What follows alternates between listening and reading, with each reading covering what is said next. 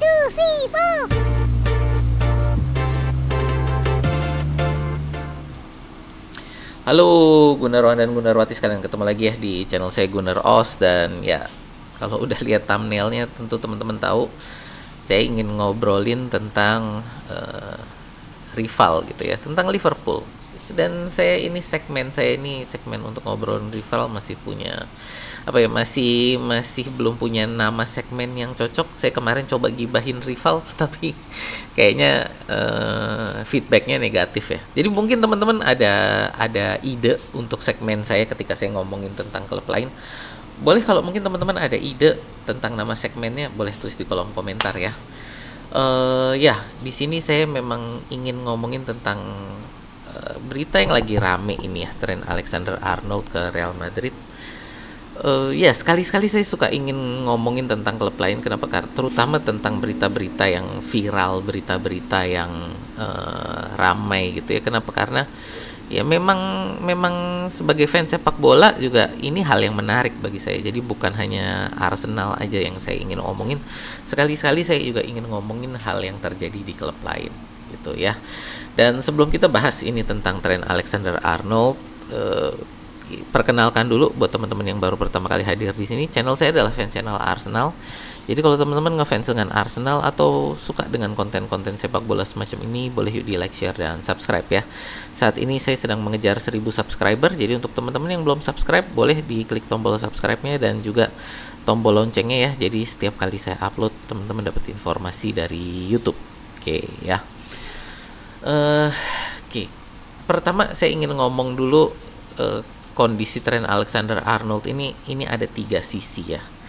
Yang pertama adalah dari sisi fans. Atau pertama saya ingin ngomong dulu dari sisi klub dulu deh. Saya ingin ngomong dari sisi klub.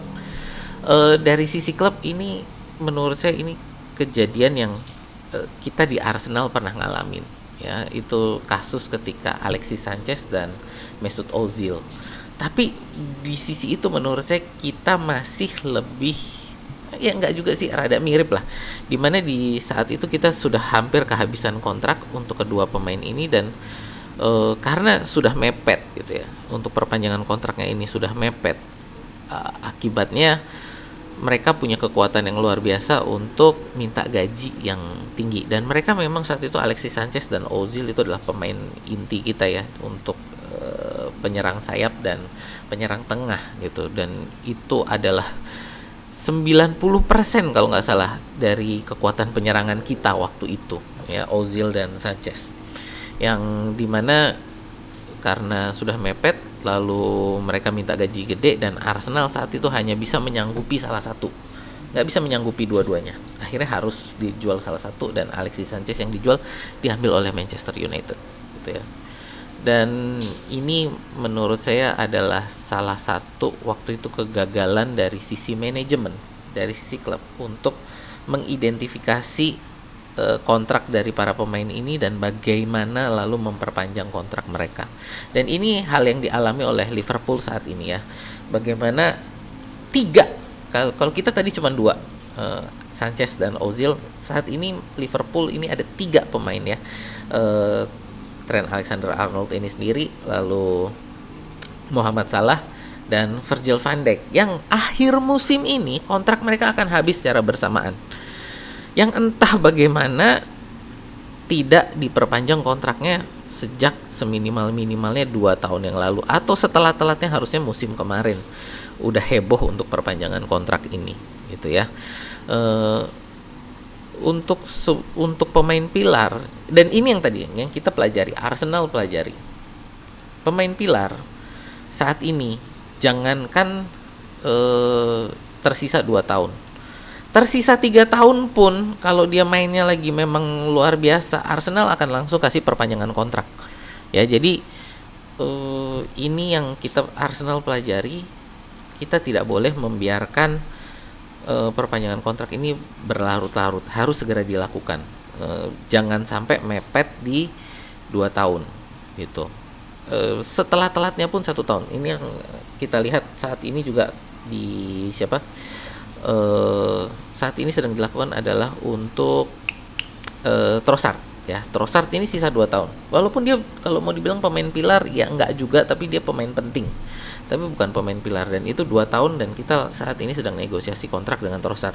Di mana seandainya kontrak ini, negosiasi ini juga gagal, ya kita jual gitu kan. Ya Trossard tuh sisa, kita mulai melakukan negosiasi kontrak itu sejak awal musim ya, dan ini kalau musim ini tidak terjadi berarti maka musim depan eh, kontraknya kontraknya Trossard ini akan habis ya. Dan kalau nggak beres pasti akan dijual di akhir musim ini ya. Jadi paling nggak ketika dilepas kita masih akan ada dapat suntikan dana dari penjualan gitu. Nah, balik lagi tadi ya, pada posisinya Salah, lalu juga Arnold dan Van Dijk ya. Ini yang saya heran kok sampai mepet, benar-benar sampai mepet. Sisa memang cuma tinggal berapa bulan, tinggal setengah musim baru ributnya kan. Tinggal sisa setengah musim saya baru mendengar ini keributan tentang masalah kontrak ini. Kok mepet banget gitu loh. Nah, inilah yang menjadi problem dari sisi manajemen. Walaupun yang saya dengar juga ya dari teman-teman di Red Ales, bahwa ya ini masalahnya dari sporting director yang silih berganti, sehingga lalu masalah kontrak ini terabaikan gitu. Yang menurut saya ini harusnya tidak terjadi gitu. Terutama kenapa? Karena ini pemain pilar. Ya oke lah kalau misalkan pemain-pemain yang levelnya nggak penting gitu lah. Let's say Darwin Núñez gitu ya. Let's say Darwin Núñez, oke lah, menurut saya itu masih satu hal yang oke, agak terabaikan. Tapi untuk pemain pilar harusnya sudah lampu kuning ketika kontrak tersisa 2 tahun, dan menjadi lampu merah ketika tersisa tinggal 1 tahun. Jadi ini manajemennya kemana? Kan ini pertanyaan yang harus dijawab oleh FSG ya. Di mana manajemen saat kontrak ini tinggal tersisa 2 tahun? Di mana manajemen saat tinggal tersisa 1 tahun? Kenapa kok baru ribut di musim ini? Dan dari saya baru benar-benar kelihatan ramenya itu adalah setengah musim gitu kan, dari Desember kalau nggak salah, Oktober sampai Desember kemarin lah baru itu ribut gitu kan. Loh, ini perpanjangan kontraknya mepet banget gitu. Jadi kemana aja dari sisi manajemen ini untuk masalah perpanjangan kontrak ini ya. Itu satu, dan menurut saya ini kesalahan dari sisi manajemen. Lalu kita lihat juga dari sisi pemain. Oke. Ini sekarang kalau kita ngomong dari sisi pemain, dari sisi Trent Alexander-Arnold, kita lihat sepak bola saat ini udah menjadi industri yang uangnya berputarnya sangat besar. Bahkan kalau kita ngomong IPL, uang yang berputar di IPL gitu ya, mungkin bisa mendanai APBN negara kita 2-3 tahun ke depan gitu ya. Jadi ini bahkan mungkin lebih gitu. Jadi ini angka yang sangat luar biasa, uang yang berputar. Dan kita lihat dari sisi Real Madrid ini udah mau mengejar Trent Alexander-Arnold ini, kalau nggak salah udah dari 2 musim lah, udah dari musim 22-23, ya dari musim 2022-23 kayaknya udah mulai ngejar Trent Alexander-Arnold. Jadi ini satu hal yang tadi sekali lagi sebenarnya balik lagi ke masalah manajemen kan, ya harusnya ini udah diketahui sejak lama gitu. Nah, waktu itu pun sepengetahuan saya ini Real Madrid udah siap untuk keluar duit sekitar 50-80 juta euro ya. Karena apa? Karena memang sisa kontraknya masih tinggal sedikit gitu. Jadi Real Madrid bersedia untuk keluar uang sekitar 50-80 juta euro. Anggaplah 80 juta euro. Nah, di angka 80 juta euro ini kalau kita lihat gitu kan, ini angka yang kalau kita hitung dari perbandingan gaji pemain dia bisa dapat 20 juta euro satu musim pun itu sudah terbilang besar gitu ya. Jadi itu angka yang sangat besar gitu. Jadi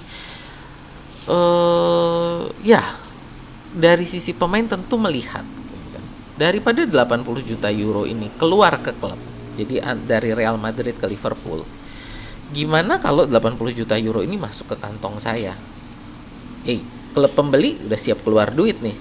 Ya nggak? Betul nggak? Klub pembeli Real Madrid udah siap keluar duit. Daripada yang terima duit ini adalah klub, dalam hal ini Liverpool, kenapa nggak masuk ke kantong saya? Ya, dengan dia keluar dari Liverpool sebagai free agent, budget yang keluar dari Real Madrid itu bisa dinegosiasikan untuk masuk ke kontrak dia. Jadi angkanya akan menjadi angka yang luar biasa. Dimana di sini, makanya ini saya bilang ini adalah kekuatan pemain ini. Kalau kontraknya udah mepet, kekuatan pemain ini menjadi sangat besar. Kenapa? Karena mereka akan menuntut gaji yang kira-kira akan setara dengan nilai transfer mereka, atau seminimal-minimalnya adalah nilai transfer pemain yang mereka kira akan menjadi pengganti mereka. Liverpool saat ini kehilangan TAA, harus mencari penggantinya pasti.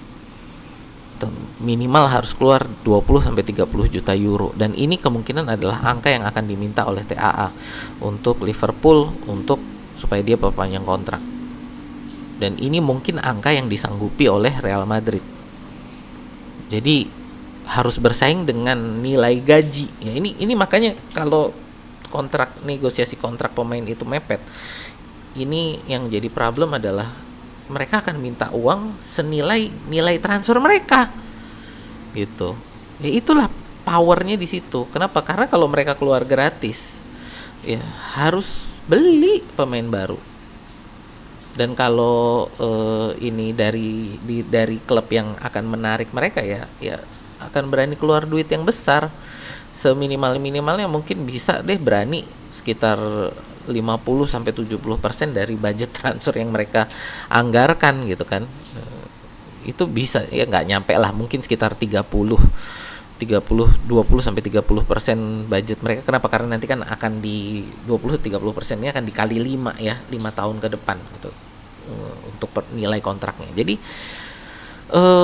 ya ini adalah satu hal yang dari sisi pemain, dengan mereka bisa keluar free, mereka bisa dapat gaji yang lebih besar. Ataupun kalaupun mereka nggak keluar, ini punya kekuatan yang sangat besar untuk minta gaji yang luar biasa, gitu. Nah ini jadi dari sisi pemain. Dan dalam hal ini nggak ada tuh saya nggak bisa ngomong untuk masalah kesetiaan. Kenapa kita nggak bisa ngomong masalah kesetiaan? Sepak bola ini sebagai olahraga, sebagai nafkah ya, sepak bola sebagai nafkah ini pendek, karir yang sangat pendek. Mungkin kita ngomong dari usia 18 sampai 35 ya. Jadi itu berapa? 18 sampai 35, 17 tahun ya, hanya 17 tahun karir, dimana mungkin uang besar mereka hanya di sekitar 5 tahun terakhir gitu. Jadi bagi saya ini adalah memang usia TAA saat ini, usia saat mereka untuk bukan hanya mengejar prestasi ya, tapi juga mengejar keuangan gitu loh, untuk mengumpulkan pundi-pundi untuk mereka bisa pensiun gitu. Jadi ya ini satu hal yang menurut saya kita sebagai fans kita nggak bisa menuntut kesetiaan dari pemain dalam hal seperti ini gitu ya. Nah di sisi yang lain, sekarang saya mau ngomong tadi ya dari sisi fans gitu ya. Sekarang fans ini menuntut kesetiaan. Saya lihat banyak fans channel yang menuntut kesetiaan dari Trent Alexander-Arnold kepada Liverpool sebagai lu anak anak kampung sini kok ke Real Madrid, kenapa kamu nggak stay di sini menjadi legend di sini, di mana kesetiaanmu? Pertanyaan yang sama juga saya bisa tanyakan kepada fans, di mana kesetiaan kalian gitu kan. Karena kalau kesetiaan ini bukan hanya kepada pemain bagus, gampang setia kepada pemain yang bagus gitu, tapi kepada pemain-pemain yang memakai lencana klub kita, di mana kesetiaan kita? Saya bisa ngomong untuk Arsenal, di mana kesetiaan para fans terhadap Eddie Nketiah, kepada Jakub Kiwior, kepada siapa lagi saat ini pemain Arsenal yang kurang bagus, kepada Raheem Sterling ya, walaupun dia hanya pinjaman tapi dia memakai badge Arsenal saat ini. Jadi di mana kesetiaan kita terhadap para pemain yang saat ini ada di klub kita yang mainnya menurut kita kurang bagus?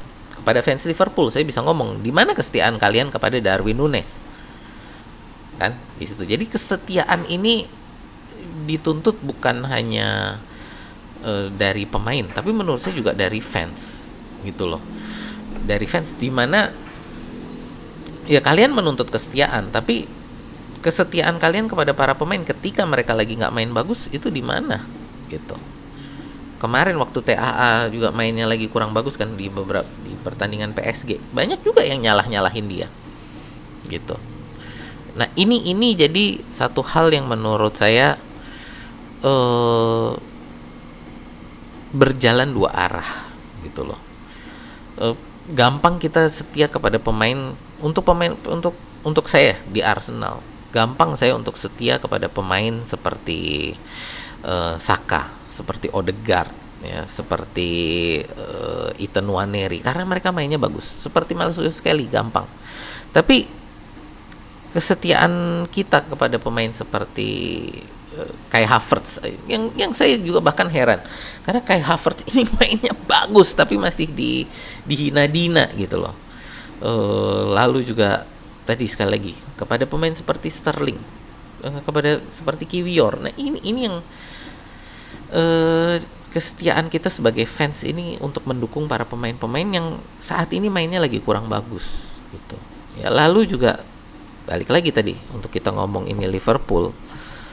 Kalian menuntut kesetiaan dari Trent Alexander-Arnold, tapi ya kesetiaan kalian terhadap semua pemain yang ada di lapangan. Karena bagi pemain itu kan mereka melihat itu bukan hanya dukungan fans terhadap mereka saja. Mereka melihat juga dukungan fans kepada teman-teman mereka yang ada di ruang ganti gitu kan. Dan mereka melihat bagaimana fans itu kepada Darwin Núñez itu seperti apa, karena mereka kan juga melihat medsos, mereka juga melihat fans channel seperti ini ya. Jadi buat mereka ya ngapain gue setia gitu kan, bahwa satu saat gue mainnya kurang bagus, fans bisa berbalik kepada gue 180 derajat dengan segera gitu ya. Jadi kesetiaan ini menurut saya juga agak bullshit lah ya. Gitu. Jadi nah ini yang saya ingin ngomong, bahwa ini semua gitu bukanlah nggak bisa disalahkan ke satu pihak. Menurut saya ini kejadian ini menjadi satu masalah untuk semua pihak. Tadi kita udah ngomong dari sisi klub, kita udah ngomong dari sisi pemain, kita juga tadi terakhir ngomong dari sisi fans. Jadi ya untuk masa Trent Alexander-Arnold ini menurut saya ini satu hal yang ya semua ada perannya. Kenapa dia ya ini belum pasti lah, tapi ya pada saat saya merekam ini belum pasti pindah ke Real Madrid, tapi kayaknya udah deket gitu ya. Jadi ada semua sisi klub, pemain dan juga fans punya andil terhadap kepindahan Trent ini ke Real Madrid gitu. Dan menurut saya tetap berpegang teguh pada no player is bigger than the club. Tidak ada pemain yang lebih besar dari klub gitu ya. Jadi nggak perlu disesali, nggak perlu dibikin ribut lah ya, nggak perlu dibikin ribut seperti itu. Ya udah move on gitu kan, ya mau nggak mau gitu kan, karena kita nggak punya kuasa di situ. Jadi ya sudah move on. Dan menurut saya melakukan caci maki justru akan berbalik kepada fanbase kita sendiri gitu ya. Jadi lebih baik ya sudah nggak usah diberisikin. Bikinlah kenangan terindah di akhir musim ini. Kalian Liverpool masih punya keunggulan 12 poin dibanding kita Arsenal. Jadi nggak usah berkutat pada masalah Trent Alexander-Arnold ini. Dukung dia selama dia masih memakai badge Liverpool. sampai dengan akhir musim kan, seminimal minimalnya sampai akhir musim dia masih akan memakai badge Liverpool. Dukung dia sampai situ gitu. Ya sudah, nanti pindah ya udah gitu. Nanti ketika kalian berhadapan dengan Real Madrid, dia menjadi lawan kalian, oke, bolehlah di situ kalian kayak apa ya, ngejek dia dalam istilah banter antar klub, it's okay gitu kan. Tapi menurut saya selama dia masih memakai badge sampai akhir musim ini, ya udah, bikin kenangan terindah aja gitu loh ya. Jangan sampai justru nih ya, saya ngomong kan, kalau sampai kalian ngeributin masalah TAA lalu Salah dan Van Dijk dan ini justru mengalihkan perhatian kalian, lalu kita bisa ngejar 12 poin. Lebih sakit nggak? Lebih sakit nggak? Gitu kan. Jadi kalau menurut saya udahlah gitu ya. Nggak usah terlalu diributkan, dan menurut saya nggak usah dibesar-besarkan sebagai pengkhianatan gitu ya. Udahlah gitu ya, kalau menurut saya kalian nggak perlu sampai arah ke sana gitu. Ya itu sih yang saya ingin ngomong ini tentang masalah Trent Alexander-Arnold. Ini pendapat saya sebagai fans Arsenal, pendapat saya sebagai fans luar ya, melihat dari luar ke dalam gitu kan. Jadi ini pandangan saya. Ya itu aja sih dari saya. Terima kasih ya yang udah nonton. Ini udah lebih dari 20 menit saya meracau di sini. Itu aja sih, terima kasih yang udah like, share, dan subscribe. Terima kasih juga untuk para member kita. Itu aja dari saya, terima kasih. Sampai jumpa di video kita berikutnya ya.